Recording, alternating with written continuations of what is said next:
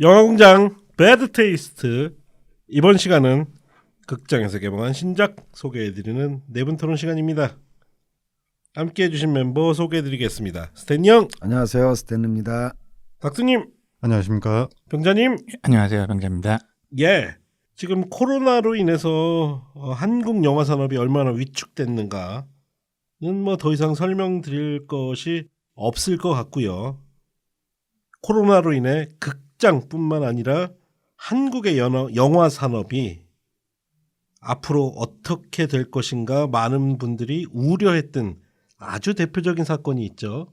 사실 메이저 영화사들, 한국뿐만 아니라 헐리우드도 메이저 영화들의 개봉 시기를 늦추고 있는데 한국에서도 한 편의 영화가 개봉 시기를 몇 주씩 조금씩 늦추다가 급기야 극장 개봉을 포기하고 넷플릭스로 직행하는 사태가 발생했습니다.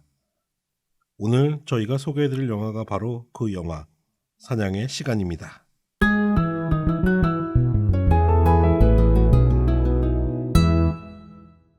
예, 어쩔 수 없이 사냥의 시간 사태라고밖에는 표현을 할 수 없을 것 같아요. 많은 분들이 좀 기대를 가지고 있었고 더 중요한 건 이미 마케팅 비용 상당 부분 쏟아붓기도 했어요. 이미 집행이 되고 있었어요. 예. 개봉 날짜가 잡힌 영화는 마케팅비를 쓰기 시작합니다. 그거를 예고 비용이라고 얘기하는데 예고 비용, 본고 비용. 뭐냐면은 개봉 전에 쓰는 마케팅 비용을 예고 마케팅 비용, 개봉 이후에 쓰는 마케팅 비용을 본고 마케팅 비용이라고 하는데 한 7대3 정도로 예고 때 많이 써요. 그렇죠. 예고 때 많이 쓰죠. 예. 개봉 전에 써야지 마케팅. 예. 그리고 영화는 그 흥행 스코어 자체가 또 일종의 마케팅이기 때문에 그러니까 예. 그리고 잘 되면 본고를 더 쓰긴 하는데 안 되면 본고는 거의 안 쓰는. 거의 안 쓰고 완전 잘라버리지. 완전 야 그거라도 아끼자. 야 쓰면 쓸수록 로스야. 그러니까. 예. 그래서 사내의 시간 같은 건 이미 극장 개봉을 잡아서 마케팅을 하기 시작했기 때문에 꽤 이미 지출이 됐어요. 불과 개봉 한 2주 3주 상간을 두고선 계속 연기를 했던 것 같아요. 그러니까 일주 연기하고 또 일주 연기하고. 예. 그러다가 결국은 이제 넷플릭스로 직행을 했는데 문제는 이 과정에 어떤 법정 소송까지 가는 참 안타까운 사태가 벌어졌는데 그 과정에 대해서 스탠리 형 설명을 좀 한번 해주시죠. 뭐 제가 내부자가 아니기 때문에 예. 그 과정을 디테일하게 알지는 못하고 어디까지나 추정입니다. 예. 그리고 이걸 설명 내지는 해설하는 마음이 무거워요. 제가 직접 벌인 일은 아니지만 제 동료들, 선후배들이 또 겪은 일이기 때문에 굉장히 마음이 무겁고 제가 베테에서는 뭐 길게 얘기하지 않았지만 자매방송 미드나잇 익스프레스 나갔을 때 이런 얘기를 했거든요. 넷플릭스. 그러니까 이건 소송 전에 한 얘기예요. 소송 붙었을 때, 소송 결과 나오기 전에 넷플릭스 쓰는 김에 좀 더 써. 좀 더 써. 이왕 쓰는 김에 제발 좀 더 써주세요. 근데 그때만 해도 저는 그 가처분 신청이 받아들여지라고 생각은 못했어요. 되게 이제 그 전에도 가처분 신청이 몇 번 있었지만 한 번도 받아들여진 적이 없거든요. 상영 금지는 특히. 이번 같은 경우는 굉장히 이례적인 아주 사건이었죠. 이례적이죠. 예. 그러면 일단 소송에 가면 결국 욕망의 충돌일 텐데 예. 어떤 욕망과 그러니까 누구의 입장의 욕망과 누구의 입장의 욕망이 충돌해서 소송까지 그렇게 법정까지 가게 된 건가요? 제가 왜 이제 갑자기 넷플릭스가 좀 더 써 이렇게 좀 징징댔냐면은 영화를 투자하고 배급했던 회사와 그 영화의 해외 세일즈를 맡은 회사가 충돌을 했거든요. 그런 거군요. 보통 이제 영화가 완성돼 가기 전에 해외 세일즈 회사는 개봉 한 6개월에서 길게는 1년 전부터 선 세일즈를 합니다. 예. 해외 세일즈 했던 입장에서는 이미 영화를 파는 거예요. 영화 나오면 이제 너희들한테 필름 주겠다라는 영화 주겠다는 조건으로. 그리고 이제 영화를 투자가 배급하는 입장에서는 원래대로라면은 한국에서 개봉을 시킨 다음에 역시 해외에서도 배급을 해가지고 수익성을 보존하려고 하는데 이게 이제 한국뿐만 아니라 전 세계적으로 코로나 사태 때문에 극장 개봉을 못하는 상황이 오니까 넷플릭스에 팔겠다. 근데 먼저 해외 세일즈를 했던 회사 입장에서는 그럼 우리가 못 팔지 않느냐. 이런 충돌이 일어난 거죠. 저는 양쪽 다 타당한 이유가 있었기 때문에 뭐 어느 쪽도 편을 들 수는 없고 참 곤란한 지경이다. 그래서 제가 좀 더 써 넷플릭스 뭐 이렇게 좀 징징거렸던 죄송합니다. 제 말씀을 넷플릭스 콜에서 들으셨는지 안 들으셨는지 모르겠지만 부담 끼쳐서 죄송해요. 근데 이걸 풀 곳은 넷플릭스밖에 없었다라고 그러니까 가처분 소송 판결이 나기 전까지는 넷플릭스밖에 이걸 해결할 데가 없다고 생각해서 좀 징징거린 거거든요. 좀 더 쓰시라고. 근데 더 써서 해결되는지 안 되는지는 저도 모릅니다. 예. 결국은 향후 극장에서 정식으로 개봉을 하더라도 수익성을 담보하기 힘들다라고 판단한 측과 그래도 기다려봐야 한다라고 판단한 측의 욕망이 부딪힌 거죠. 통상적인 극장 상황이라면은 국내에서 BEP를 넘기는 건 물론이고 이익도 실현한다면 해외에서 추가 세일즈를 기대했을 텐데 정상적인 개봉이 어려우니까 우리나라 영화의 수익 구조가 좀 기형적인 게 말이죠. 극장에서 제작비의 70-80%를 회수하지 않으면 망해요. 외국 영화는 그렇게까지는 아닙니다. 한 50% 내외 내지는 50% 이하인 나라도 있어요. 우리나라는 많게는 80%를 극장에서 복구를 해야 되기 때문에 극장 개봉을 못한다라는 거는 영화를 만드는 입장에서는 거의 사형 선고나 다름이 없는 얘기죠. 예, 결국은 상영 금지 가처분 신청이 받아들여지긴 했지만 결론적으로는 넷플릭스를 통해 상영을 하는 것으로 그 이야기는 지금 밝혀진 바에 의하면 넷플릭스가 구입한 가격이 얼추 영화의 제작비 정도는 회수가 가능한 그렇죠. 금액으로 구매를 해줬다고 해요. 다 추정이에요. 근데 예. 넷플릭스하고 당사 간의 계약서를 공개 안 합니다. 왜냐하면은 어떤 계약도 마찬가지지만 비밀 유지 조항이 있어가지고 나하고 닥터님하고 계약을 하잖아요. 그러면은 당신들은 몰라야 돼. 당신들이 만약에 나하고 닥터님 간의 계약을 알았다. 그럼 둘 중에 하나는 계약을 위반한 겁니다. 보통 제가 떠벌리고 다니죠. 그러면 당신은 이제 계약 위반이기 때문에 내가 바로 이제 소송하는 거야. 예, 그래서 안타깝기도 하고 한편으로는 좀 더 편안하게 이 영화를 접할 수 있게 되기도 했네요. 하여튼 한국 초유의 사건이라고 할 수 있을 것 같습니다. 개봉 전에 일반 관객들, 전문 관객들 입장에서는 보고 싶은 영화였다. 넷플릭스에서 개봉하게 돼서 다행이다. 볼 수 있게 돼서라고 공개 전에는 그런 분위기가 지배적이었어요. 근데 그거의 평가에 대해서 영화 팬들도 좀 분분한 것 같아요. 왜냐하면 감독의 입장도 있을 것이고 거기 제작자의 입장도 있을 것이고 여러 가지 측면에서 이 영화를 기다리던 관객들도 과연 어떤 판단이 옳은 것인가에 대해서 영화에 대한 평가 말고 이 영화의 비즈니스적인 환경. 왜냐하면 대부분 이제 우리가 예술가를 지지하는 입장에서는 감독님을 지지한다면 또 한편에서는 그래도 극장용 영화인데 극장에서 개봉을 해야지 라고 바라보는 측면도 있으시고 근데 반면에 무슨 소리냐 영화는 산업인데 손해가 예상된다면 손해를 줄이는 측면으로 가는 게 맞는 거다 라는 팬들도 있었어요. 일반 투자자들은 넷플릭스 개봉을 적극 지지했죠. 원가를 회수할 수 있는 가장 현실적인 방안이었으니까. 넷플릭스가 영화만이 아니라 다른 세일즈 마켓까지 살렸다고 보는 게 이거 해외 배급사들이 구입해서 이 영화를 들고 갔을 때 과연 상영할 수 있는 나라가 있겠습니까? 이 시기에? 그런 의견도 있었어요. 그러니까는 거듭 말씀드리자면 저는 어느 한쪽을 편드는 게 아니라 양쪽 의견이 다 나왔는데 지금 닥터님 말씀처럼 정상적으로 계약을 유지한다고 해서 예를 들어 내가 이걸 닥터님이 해외 세일즈하는 회사예요. 닥터님이 나한테 스페인에도 팔았고 독일에도 팔았고 프랑스에도 팔았고 다 팔았다. 근데 넷플릭스 까면 어떡하자는 거냐 할 때 이제 저는 그 나라에서 어차피 갖고 와서 개봉을 못해. 한국에서도 개봉 못하고 그 나라들은 한국보다 아예 극장이 셧다운돼 있기 때문에 아예 개봉을 못해요.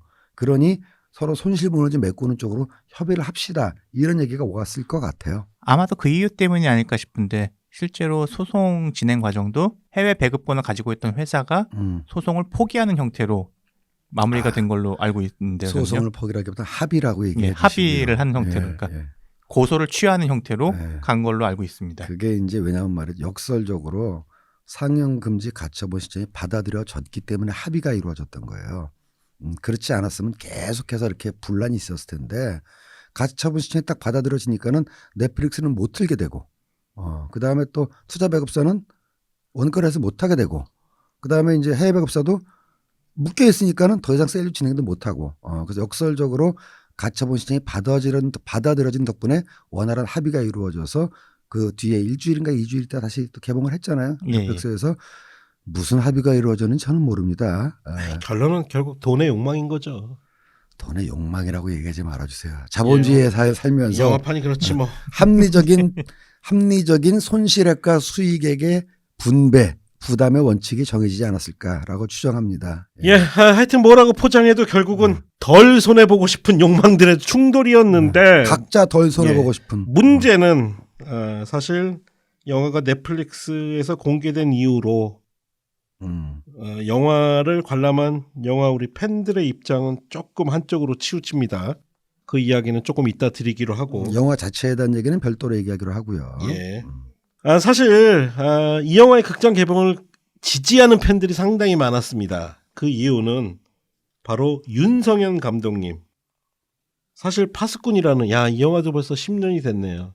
이 영화는 이제 영화 아카데미 졸업 작품으로 그때부터 영화 아카데미가 이제 한국 영화 기관 중에서는 독특하게 장편 작품을 밀어주기 시작했어요. 보통 영화 스쿨, 필름 스쿨들은 단편으로 졸업하는데 영화 아카데미가 어딥니까? 영화진흥위원회에서 운영하는 그쵸. 고소교육기관 아니겠습니까? 한국에서 국립영화교육기관이라면 딱 두 군데가 있죠. 문화체육관광부에서 운영하는 영상원, 한예종 영상원. 요거 교육부 소속 아닙니다. 문체부 소속이에요. 그 콘서버터리라고 그래가지고 대학 아닙니다. 물론 학위는 줍니다. 그다음에 이제 그 영화 아카데미도 대학은 아니에요. 일종의 이것도 콘서버터리죠. 그렇죠. 근데 이거는 네. 이제 그 직접 영화 교육기관에서 운영하는 거고 역사가 84년에 일기를 뽑았던가 그러니까 뭐 여러 개만 할 필요 없이 그 영상원이 생기기 전까지는 유일한 국립영화교육기관이었고 여러 말 할 거 없이 누가 여기 출신이냐? 봉준호, 장준환 또 저기 누가 타짜에 저 누구야 우리 또 최동훈, 예. 기타 등등 즉 영상원이 생기기 전에 이거 제 입으로 얘기하면 너무 제 얼굴에 침 뱉기 같습니다만은 연극영화과 가기엔 너무 성적이 좋은 학생들이 한동안 정말 스타 감독들을 배출하는 등용문이었죠. 정확하게 얘기했습니다. 저 때 말고 저 때는 저하고 비슷한 지금은 영화과 가려면 성적이 굉장히 높아야 돼요. 근데 80년대 초중반까지 팩트를 말씀드립니다. 영화과 가기에는 너무 성적이 높았던 학생들이 일반 대학을 갔다가 나중에 영화 공부를 하고 싶을 때 이제 택할 수 있었던 그 교육기관이 영화 아카데미였거든요. 그렇다고 해서 최동훈이나 봉준호가 최동훈은 서강대 국문과 나왔고 봉준호는 연대 사회학과 나왔는데 사회학과죠. 다시 동대 중대한대 영화과 1학년으로 들어갈 수는 없잖아. 그렇죠. 예, 그래서 갔던 데가 영화 아카데미였거든요. 예. 지금은 그 동대 중대 한대 영화과들이 최고의 그 랭킹을 저 졸업한 다음부터 보여주고 있습니다. 예. 정확히 현실을 말씀해 주셨습니다. 예전엔 그랬죠. 예. 연극영화과 간다 그러면 이거 커서 뭐 되려고 그러니까 80년대 후반부터는 예. 랭킹이 확 올라가가지고 단대 수업도 나오고 심지어는 전체 수업도 나오고 그랬어요. 근데 80년대 초중반에는 그렇게 높지가 않았습니다. 그건 인정해야 돼요. 팩트니까. 물론 저는 그중에서 높았습니다라고 강력하게 주장을 합니다. 예. 물론 드물게 졸업 작품을 장편으로 찍어서 그 얘기가 다 넘어갔구나. 예, 그게 아주 대중적으로 사랑을 받는 경우들이 왕왕 있는데 대표적인 작품이 바로 우리 또 윤 감독님, 윤종빈 감독님의 용서받지 못할 그건 자. 중앙대 작품인데 그게 이제 바로 이제 그 2000년대 말부터 저도 약간 이제 뜻밖이었던 게 아니 영화과 학생들이 졸업 작품을 장편으로 찍는다라는 거야. 그래서 나오기 시작한 게 용서받지 못한 자. 그랬더니 영화 아카데미에서 또 파수꾼이 나오는. 그래서 또 다른 학교에서 들썩들썩하면서 우리도 장편 찍어야 되는 거 아니야. 근데 힘들어요. 장편 그 학교에서 찍을 수 있는 사이즈가 그럼요. 아닙니다. 예, 어쨌든 그 당시에 거의 26,000이면 독립영화, 한국 독립영화로는 꽤나 많이 좋은 흥행 기록이었고 저도 막 이때 영화 커뮤니티들에서 이 영화에 대한 칭찬이 너무 자자해서 극장 때 26,000이지만 극장 이외에 본 사람까지는 수십만이 그럼요. 넘을 걸요. 100만도 넘을 겁니다. 아마 바람하고 비슷한 거지. 맞습니다. 정우 나오는 예. 바람도 극장에서는 뭐 굉장히 저조했지만 나중에 엄청난 사람들이 봤듯이. 그런 우리 또 윤성현 감독님의 10년 만에 장편 영화니까 얼마나 기대가 크겠습니까. 거기에 또 그 배우들 음. 아주 젊고 요즘 아주 충무로를 이끌어갈 이미 뭐 차세대 스타라고 부르기엔 너무 커버린 배우들 이재훈 뭐 전작 파수꾼에서 같이 했던 이재훈, 안재홍, 최우식, 박정민 여기에 박정민하고 저기 이재훈만 파수꾼. 파수꾼 그렇죠. 거기에 박혜수 배우까지. 야, 요 정도 조성아도 빼지 말아주세요. 아버지로 나왔어 파수꾼에서. 요 정도 배우들의 윤성현 감독님이 만든 영화다. 그러면 진짜 기대 안 할 수 없죠. 영화 조금만 한국 영화 더 관심 있으신 분들이라면 이건 진짜 기대해 볼 만하죠. 그런데 어쨌든 결과론적으로는 넷플릭스를 통해 공개가 됐고요. 영화 간략하게 정말 간략하게만 소개를 드리자면 영화의 배경은 정확한 연도가 나오진 않죠. 근미래로 예상되는. 근미래 이미 경제가 붕괴되고 거의 무정부주의 상태가 된 병자가 바라는 그렇지. 그런 세상. 진정한 대한민국의 모습. 아니 예. 뭐만 얘기하면 그 날곡을 넘어져요. 이 사람 진짜. 정부가 없는. 정부가 없는. 근데 예. 돈은 달러를 쓰는. 예. 이미 이제 한국에서는 이제 뭐 더 이상 그 화폐의 가치가 사라지고 달러만이 유일한 어떤 화폐의 가치를 가지고 있는 그런 근미래입니다. 뭐 주인공 청년들은 가난한 청년들이에요. 각자의 꿈도 있는데 마지막 한탕 하자. 부를 누리고 우리 뜨자 해서 한 도박판을 털게 되는데 결국 그것은 건드리지 말아야 할 곳. 결국 행복할 줄 알았던 이들의 미래가 사냥의 시간이 되어 내내 영화 러닝타임 내내 사냥감이 되어 도망다닌다는 게 영화 사냥의 시간의 줄거리입니다. 뭐 단도직입적으로 평가 너무 안 좋습니다. 그래서 이 사냥의 시간을 둘러싼 가장 유명한 영화평은 관객들의 시간을 사냥당했다. 라는 평가가 나올 정도로 지금 안타깝지만 안 좋은 평들이 좀 줄을 이루고 있어요. 제가 봤던 글에서는 넷플릭스가 영화사 하나를 살렸구나. 예, 그래서 좀 결론부터 말씀드리자면 이 영화의 극장 개봉을 지지했던 상당수의 어떤 윤석열 감독의 팬들조차도 넷플릭스가 구입하지 않았다면 과연 이 영화는 정말 절망적이었을 것이다. 그래서 역설적으로 이제 이 영화 개봉 전에는 업계에서 무슨 얘기가 나왔냐면은 넷플릭스가 한국에서도 영화 생태계의 교란자다. 그러니까요. 라는 얘기가 나오다가 개봉 이후에는 구원자다. 구세주. 이런 양반된 평가가 나오고 제 얘기가 아니고 그런 평가가 나오고 있다는 얘기입니다. 예. 뭐 결국은 이 영화가 극장에서 개봉했어도 흥행하지 못했을 것이다라는 감상평들이 많은 것 같아요. 추정이에요, 추정. 예. 추정이긴 한데 또 막상 영화를 보면 동의가 돼 사실. 뭐 이 방송을 들으시는 영화 친구 여러분들께 제가 미리 말씀을 드리자면은 저는 이 영화에 대한 전반적인 평가에 저도 동의를 하고요. 동의를 하고 또 뭐 배드 테이스트를 오래 들으셨던 분은 아시겠지만 이제 유독 한국 영화에 대해서 우호적인 배테 멤버들 중에서도 제가 한국 영화에는 쉴드 김으로 쉴드 스탠리로 유명한데 우리가 한국 영화의 쉴드인데 우리 스탠리 형은 그 목적과 이유가 다르지. 쉴드 중에 쉴드인데 예. 저는 이렇게 얘기하겠습니다. 오늘 쉴드는 치지 않습니다. 예. 왜냐하면 영화에 대한 평가는 저도 동의하기 때문에 다만 예. 제가 추정 내지는 분석한 이유, 해명, 그 사유 이거는 제가 얘기해 드릴 수가 있습니다. 쉴드가 아니라 왜 이렇게 나왔을까에 대한 해명과 추정은 제가 말씀드릴 수가 있어요. 예. 예. 목적 하나는 확실하시네요. 아이 그럼요. 예. 쉴드 안 친다니까 다만 해명을 하기 위해서 노력한다라는 거지. 영화를 보고 나면 왜 이 영화를 이렇게 세팅을 했고 이렇게 나올 수밖에 없었을까라는 거는 어느 정도 짐작은 되죠. 그렇죠. 대부분의 비판의 핵심은 그거 같아요. 영화에 뭐 딱히 감정선을 뭐 따라가거나 뭐 큰 줄기에 내러티브가 별로 없다. 그래서 감독님이 인터뷰를 통해서 본인의 좀 입장을 밝히셨는데 그게 사실은 제가 보기에는 이 영화를 둘러싼 여러 가지 논란에 오히려 휘발유를 부으면서 더 불길이 커진 게 아닌가. 1917의 비유를 하셨어요. 1917이 뭔 스토리가 있어. 순간순간에 아 정말 그런 얘기를 하셨어요? 캐릭터들의 감정이 중요하지. 내 영화가 1917이랑 뭐가 달라. 그런 식으로 완벽한 실언이죠. 예, 그런 식으로 말씀을 하셨습니다. 인터뷰를 통해서. 정말로 그런 얘기를 하셨어요? 예. 근데 안 하셨는 게 나을 뻔했어요, 저는. 제가 봤을 때는. 거기에 대해서는 제가 해명할 게 없습니다. 그 자리에 네. 없었고 그 심리 상태를 모르기 때문에. 일단은 저희가 방송에서도 여러 번 말씀드렸는데 1917이 내러티브가 없다. 없죠.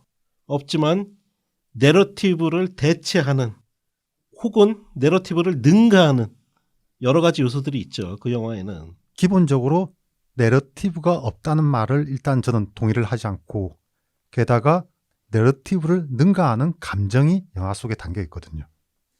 가장 중요한 감정의 1917은 이어진다라는 네. 거죠.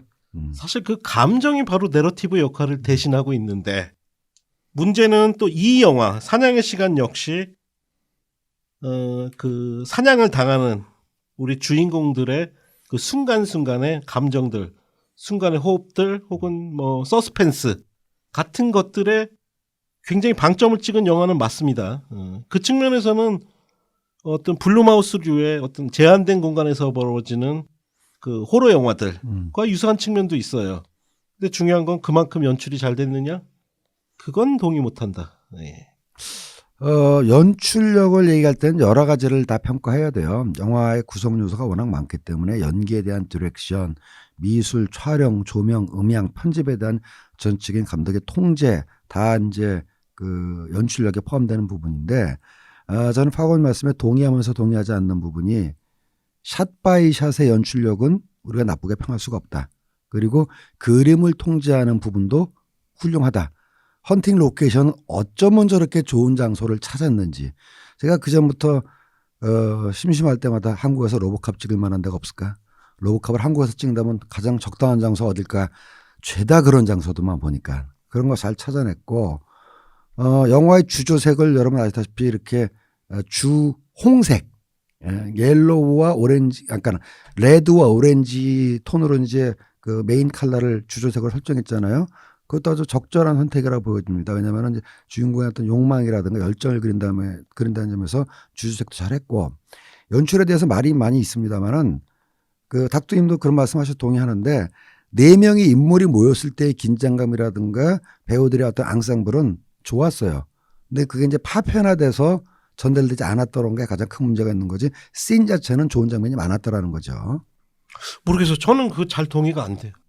저는 장면에 어떤 서스펜스가 전혀 안 느껴지더라고요. 영화가 거의 전반적으로 에피소드가 이어지는 형식으로 구성이 되어 있는데 그런 에피소드들과 에피소드에 대한 세팅이 있을 거지 않습니까?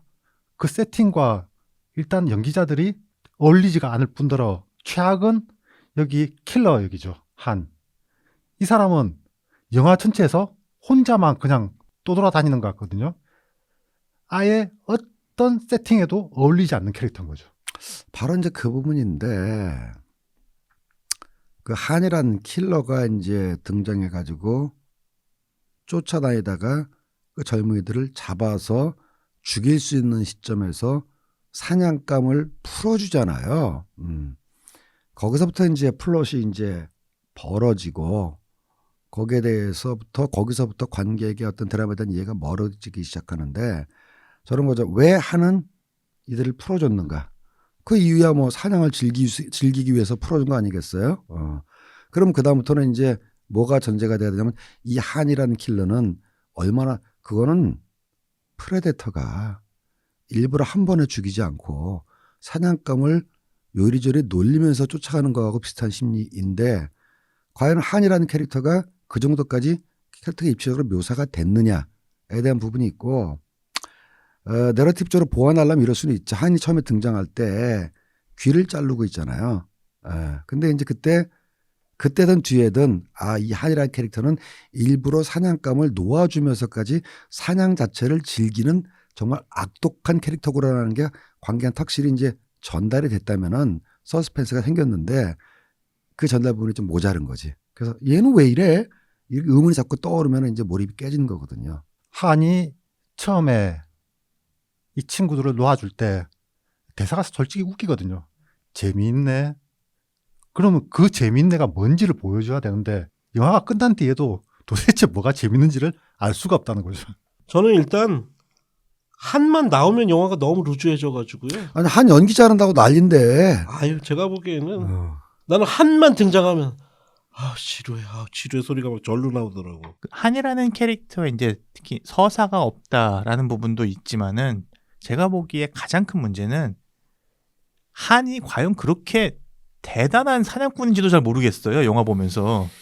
그러니까 영화에서 추적하는 모습이라든지 이 주인공들을 풀어주고 계속해서 이제 쪼여나가는 모습들이 나와야 되거든요. 그 모습이 지옥 같은 상태가 돼가지고 이 주인공 캐릭터들이 정말 아무것도 갈 데가 없는 완벽하게 고립된 진짜 사냥감의 심정을 느낄 수 있어야 된다고 생각하는데 제가 본 입장에서는 저렇게 루즈한지 왜 이렇게 루즈하지 싶은 느낌이 너무 강한 거예요.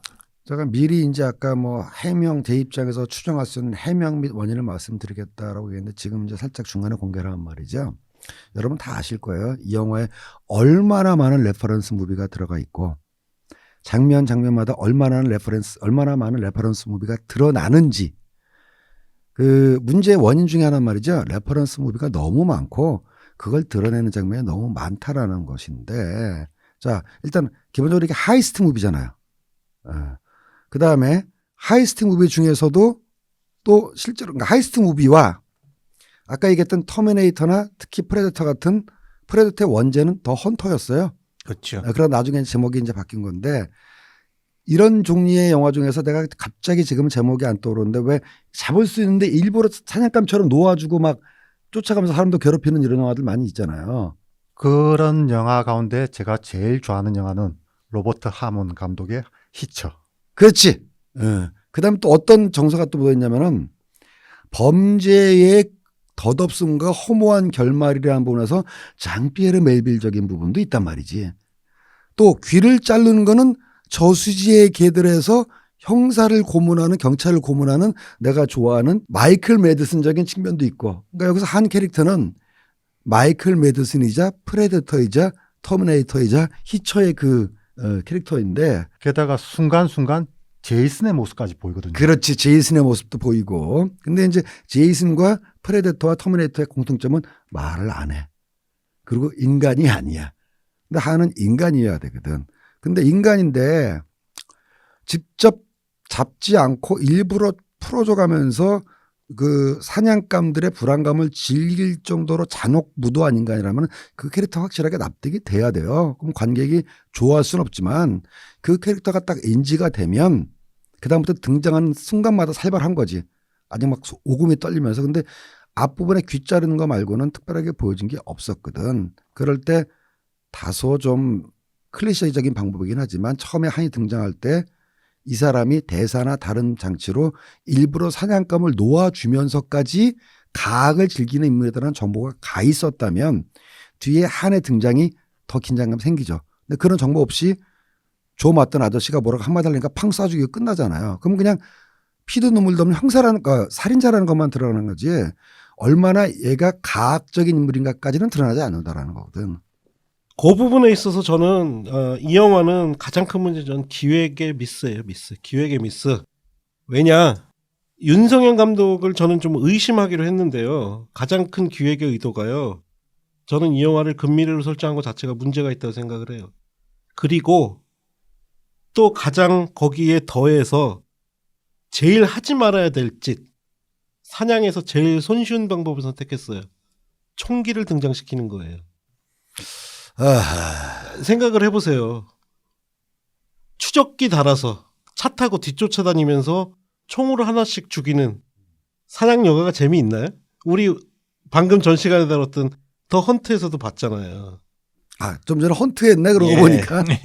차라리 배경을 현실로 가져오든 아니면 총기를 포기하고 정말 뭐 여러 가지 사람을 죽일 수 있는 다양한 도구를 가지고 미끼가 될 수도 있고 심리적 압박을 좀 돼야 되는데 이거 그냥 총 들고 오면 이게 뭐야? 그렇다고 윤석열 감독이 아주 그럴싸한 무슨 총격전신을 잘 찍는 감독도 아니고. 전 이게 감독의 고집 때문이라고 보거든요. 이 영화 분명히 박근혜 정권 시절에 아이디어가 나오고 기획에 들어갔을 겁니다.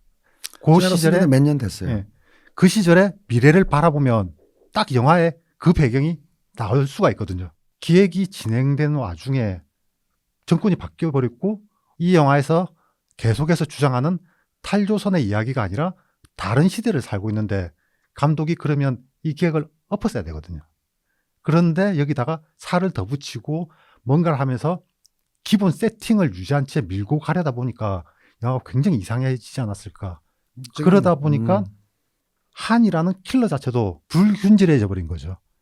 킬러의 균질성이라고는 전혀 부여하지 못한 채 정말 괴물 같은 그런 캐릭터가 만들어진 거죠. 기획의 자체부터에 뭔가 문제가 있지 않았나라는 입장이에요. 처음에 어떤 형태의 기획이 만들어졌다가 그게 시대의 변화를 적응하지 못하고 이것저것 이상한 살을 붙여서 흐트러졌다기보다도 처음부터 뭔가 이거는 잘못 어긋난 기획 같다는 느낌인데, 제가 가장 이 영화에서 문제 삼는 지점은 이런 종류의 영화를 볼 때 관객은 어떤 캐릭터한테든지 간에 감정이입을 할 수 있어야 돼요. 사냥감이 돼가지고 정말 그 서스펜스를 느끼든지 그 조여오는 압박감을 공감하든지 아니면은 헌터가 돼가지고 그 쫓는 쾌감을 공감하든지 가학적인 쾌감을 공감하든지 공감하든지. 그렇게 돼야 되는데 처음부터 끝까지 쫓김을 당하는 그 청년들의 심정에도 전혀 공감이 안 되고, 그렇다고 쫓는 거 헌터의 무슨 가학적인 길티 플레저적인 그런 느낌을 충족시켰나면 전혀 그렇지도 않거든요. 영화가 이제 공개 개봉이라기보다는 공개라고 해야죠. 공개되고 난 다음부터 이제 각종 커뮤니티다, 뭐 퍼거님이 계시는 포털에 이제 영화의 단평들이 올라오는데 그건 저도 봤어요. 뭐 감독의 시간을 사냥당했다라는 건 저도 봤고, 뭐 120억 뭐 넷플릭스가 뭐 어쩌고 저쩌고. 제가 봤을 때 가장 마음 아픈 그 촌평은 감독 총 쏘는 장면 찍으려고 이 영화 만들었나? 그거는 제가 좀 마음이 아프더라고요. 왜 마음이 아프냐면은 이 영화의 플롯은 지금 2020년에 몽둥이나 칼 들고 강도짓을 했다가 사시미 칼을 든 전문 킬러한테 쫓기는 아이들의 이야기로 만들어도 사실은 전혀 그러니까 아까 제가 말씀드린 게 그거예요. 문제가 네. 없어. 그래서 누군가 총 쏠라고 이 영화 찍었나? 그것 때문에 이제 미래적인 설정에 들어가고 그런 누군가 그걸 올린 거 보고도 마음이 아프더라고. 그러니까 더군다나 제가 보기에는 이 영화가 그 어떻게 보면 스탠리 형이 말씀하신 부분하고도 맞을 수 있는데 감독이 욕망의 절제가 안 된 부분이요. 전 대표적으로 저는 그래서 감독님의 인터뷰가 분명히 저는 진실과 다르다 생각해요. 왜냐?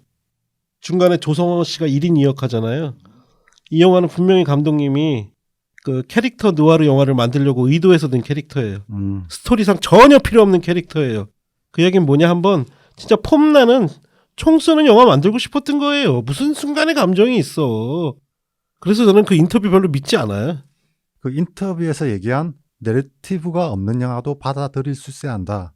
그거 아니고 그 말 자체는 감독이 사람들이 영화에 대한 반응을 보고 그걸 변론하는 게 아닐까 하는 생각이 들고, 사실 이 영화에 내러티브 있거든요.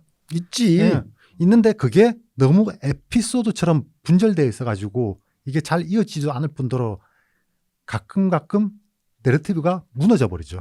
이거는 우리 베테 그 댓글에도 어떤 분이 써셨던가 우리한테 그런 얘기가 나왔던가, 영화 평하는 거 중에서 제일 아니한 평이 개연성 가지고 붙들고 늘어지는 거라고.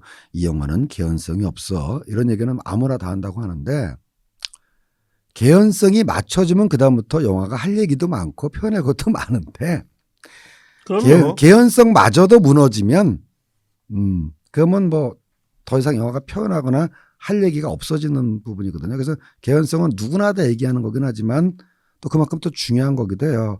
그걸 이제 개연성 때문에 관객이 마음을 멀어지게 하는 부분이 아까 얘기했던 한의 등장과 한의 캐릭터를 어떻게 파악할 것인가의 부분. 그다음에 조성화가 등장했을 때 이제 조성화 동생이, 쌍둥이 동생이 나도 뒷배가 있는 놈이야, 건드리지 말라고. 근데 이제 보내버리잖아. 그다음에 조성화가 등장해가지고 부하들이 이제 얘기를 하잖아요. 지금 한이 무기 사러 우리 동네에 왔습니다. 가게 왔습니다. 어떻게 갈까요? 조성화가 야 나도 그러면 내가 직접 손봐줄 거야. 그 감정은 난 납득이 가.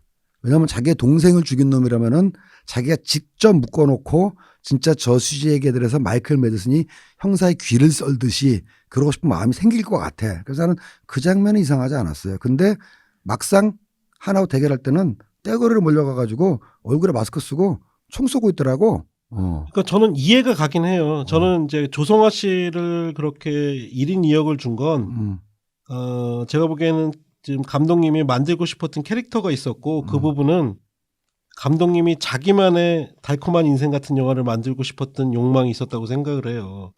근데 문제는 특히 그 한이 그 총기 판매 거래하는 조성아 씨를 찾아왔을 때 그 조성아 씨가 벌벌 떠는 연기를 보면서 이상한데?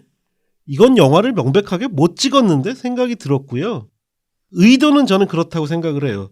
결국은 영화에서 가장 잔인한 사냥꾼마저도 더 큰 사냥꾼들 앞에서는 그 희생물이 되고 또 이재훈도 결국은 마지막에 반전을 통해서 이재훈도 또 큰 도시에 사냥을 하러 돌아온다.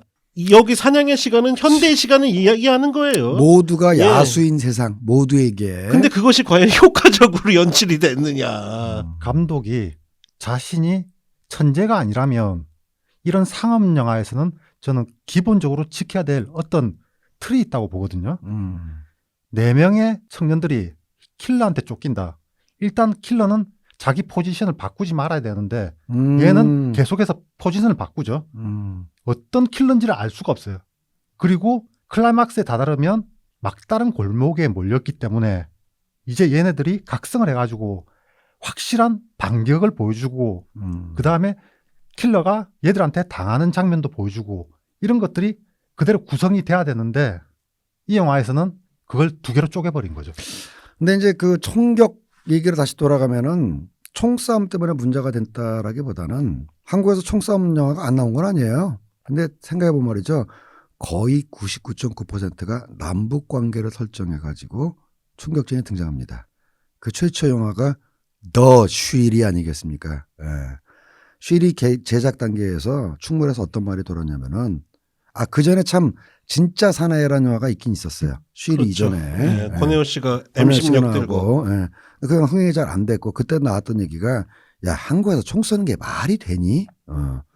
그러다 슈일이 제작 단계에서는 야 뭐 한국에서 종로에 총을 뭐 종로를 맞고 총을 쏴 말이 되니? 근데 슈일이가 선고했던 거는 남북 관계라는 별로 현실적으로는 유쾌하지 않지만 한국 전쟁이라든가 지금도 빚어진 남북 간 대치 상황 속에서 한마디로 서울 시내를 총 들고 활보할 수 있는 놈들은 누구야? 북괴들. 아니면 북한. 뭐 꼭 북한을 설정하지 않아도 군인들이라고 군인들. 보는 게 맞겠죠. 내지는 뭐 다국적 테러리스트들. 이런 영화들은 한국 영화였어도 그 뭐랄까 핍신성 그다음에 어떤 설정의 리얼리티를 가지고 관객들이 크게 분위 삼지 않았어요. 심지어 드라마에서도 북한 첩보원이 나왔던 아테나니 뭐야 그 이병헌 나왔던 드라마 있잖아요. 다 넘어갔다고. 그러니까는 아주 정말 쉬울 정도로 내가 좀 거치게 요약하면은 한국 영화나 드라마에서 총 나오려면은 일단 북한이 끼어들어야 된다라는 법칙 아닌 법칙이 있었는데 그것 또한 너무 이제 클리셰가 되다 보니까는 근미래로 설정을 한 것 같은데 이제 그게 안타까운 거지. 그러니까 제가 유일하게 예외적인 경우가 하나가 있어요. 그게 달콤한 인생이잖아.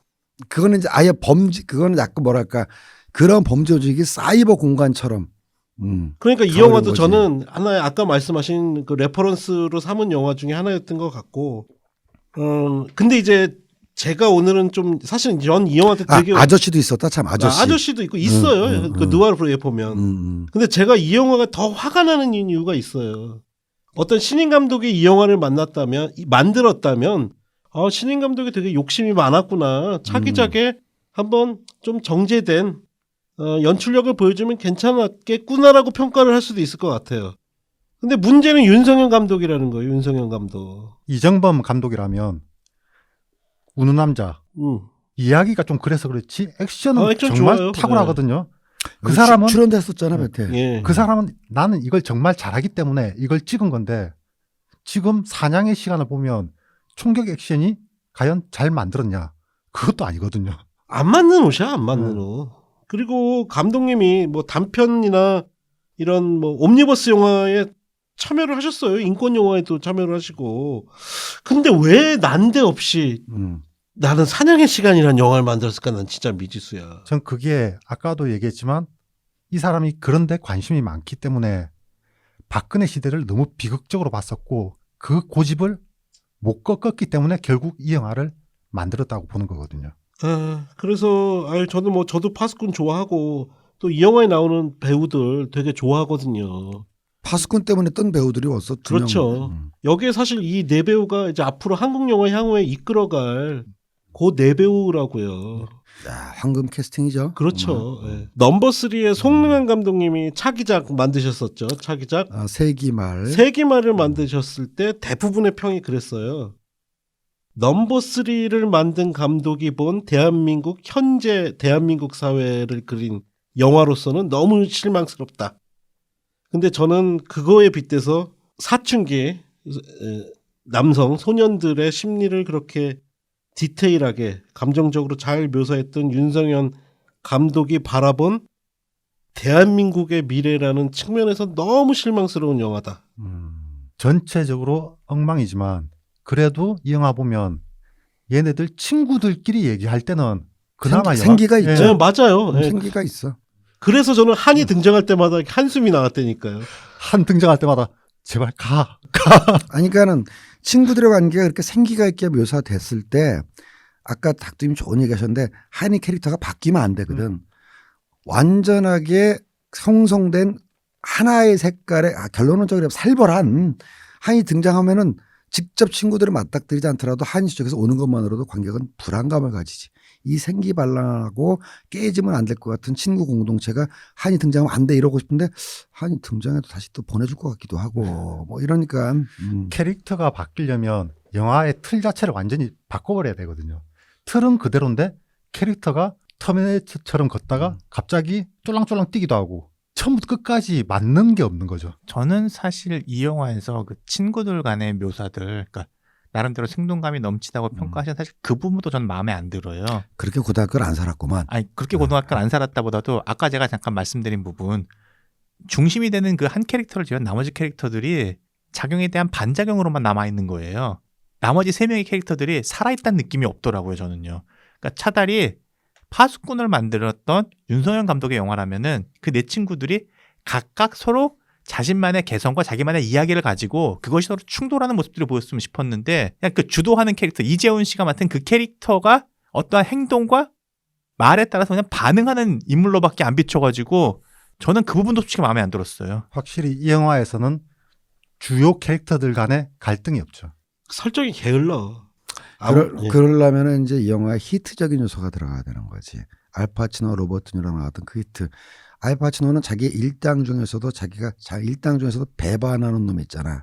그래서 알파치노는 두 가지 딜레마에 로버트 뉴런은 알파치노라는 살벌한 형사한테 쫓기는 딜레마와 내부의 배신자와 말하는 놈을 통제해야 되는 두 가지 딜레마가 있는데 이제 병자님이 했던 그런 드라마를 만들려면은 이 넷 중에서 누구 하나는 배반을 하거나 아니면 흔들리거나 얘가 어떤 취약한 고리로 작용을 해야 되는데 그런 부분이 없어서 그럴 거예요. 아니요, 저는 되게 간병을 세게 준 캐릭터는 있다고 생각해요. 이제 스포일러라 말씀을 못 드리겠지만 4명 중에 1명의 최후의 장면에서 그 지병과 관련된 결정적인 도구 하나가 등장을 해요. 바로 그 도구에서 관객들 눈물을 쏟게 하려고 감독님이 설정하신 것 같거든요. 근데 거기서 그런 감정을 느끼셨어요? 그거 보는 순간? 아니 거기 감정 없어요. 그거 보는 순간 제가 저거였었나 생각 들지 않으세요 오히려? 아니 오히려 보는 순간에는 그냥 아무 생각이 아무 지나고 생각이 없어. 한 신 정도가 지날 때쯤에 그거였구나. 그러니까 좀 많이 안타깝네. 그러니까 그거를 이제 써먹는 기술자의 먹는 저런 거거든. 불난 집에서 도망치다가 강아지가 짖으니까 마이 퍼피라 가지고 다시 그 불나는 집으로 뛰어 들어가야 되는 그런 클리셰들 있잖아요.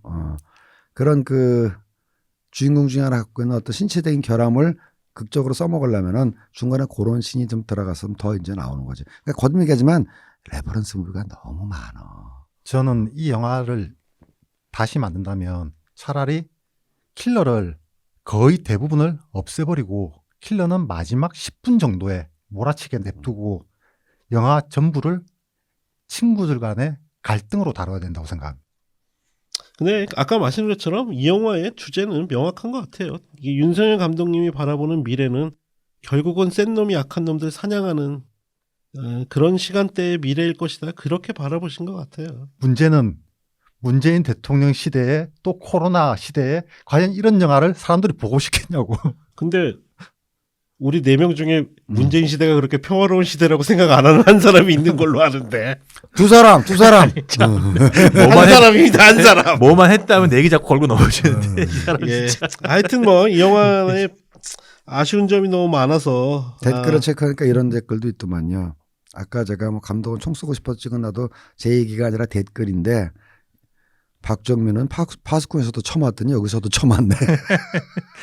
이 영화가 이제 넷플릭스로 가게 된 게 정말 여러 가지 면에서 축복이겠다는 생각은 들더라고요. 그러니까 어떤 의미냐면은 이게 만약에 정말 처음부터 극장으로 개봉해가지고 공개가 됐으면은 지금 저희가 말했던 이런 무수한 단점들이 한꺼번에 표출됐을 텐데 오히려 차라리 넷플릭스에 들어가고 그걸 통해서 전 세계 공급이 되는 거잖아요. 그러니까 문재인 대통령 시대를 사는 우리 한국인이 보는 관점이 아니라 한국이라는 나라를 잘 모르는 동남아라든지 또는 그런 이제 다른 쪽의 나라 국민들이 넷플릭스라는 플랫폼을 통해서 이 영화를 본다면은 물론 거기서도 정말 뛰어나다 뭐 그런 소리는 안 나오겠지만은 그냥 재미있게 볼 수 있는 오락 영화로는 볼 여지가 있겠다 생각은 들더라고요. 저도 그 생각을 해봤는데 일단 이 영화에서 킬러가 너무 엉망이기 때문에 영화는 잘 받아들여지기는 어렵겠구나. 나는 한국에서 안 받아들이는 영화가 다른 국가에서 좋게 평가되리라고 생각은 잘 안 돼 생각보다. 그런 영화가 또 그렇게 많지도 않고. 근데 이 영화하고 문재인 대통령 시대하고 도대체 무슨 관련이 있는 거야? 닥터임 시즌은 저런 거죠. 박근혜 시대에 기획했던 영화라면은 좀 더 디스토피아 전망이 좀 현실화됐을 텐데 핍진성이 있었을 것이다. 텐데 지금 만약에 이런 식의 영화를 기획한다면 문재인 다음 정권에서 우리가 IMF 같은 사태를 맞고 나라가 완전히 폭망할 것이다. 아무도 그렇게는 못 만들죠. 그건 지금 현재 정권을 완전히 부정하는 거기 때문에. 예, 하여튼 이것으로 넷플릭스 오리지널은 아니고요. 넷플릭스를 통해 공개된 윤성현 감독님의 두 번째 장편 영화 사냥의 시간이었습니다. 감사합니다. 감사합니다.